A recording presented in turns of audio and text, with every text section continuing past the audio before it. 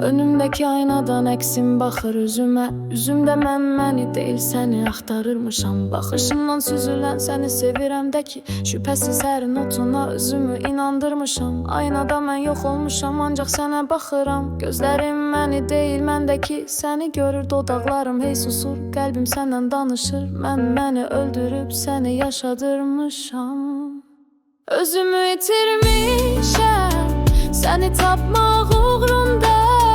Mənə qalan sənsizlik, sənə isə səssizlik. Aynadakı əksimdən hələ mənə baxırsan. Mən görünməzəmmiş, sən məndə mən olmusan.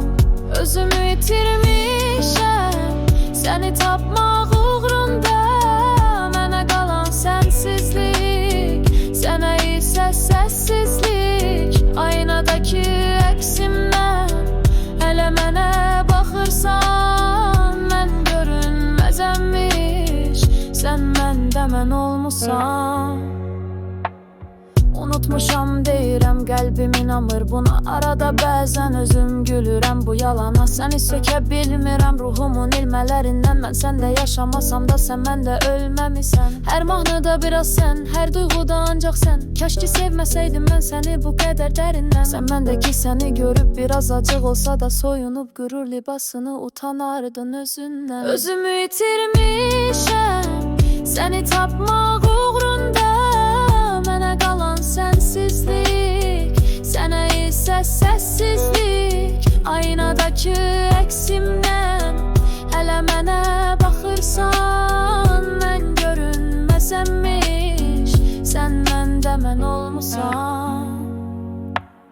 Unutmuşam deyirəm, qəlbim inanmır buna. Arada bəzən özüm gülürəm bu yalana. Səni sökə bilmirəm ruhumun ilmələrindən. Mən səndə yaşamasam da sən məndə ölməmisən. Hər mahnıda biraz sən, hər duyğuda ancaq sən. Kəşki sevməsəydim mən səni bu qədər dərindən. Sən məndəki səni görüb biraz acıq olsa da soyunub qürur libasını utanardın özündən. Özümü itirmişəm səni tapmaq uğrunda.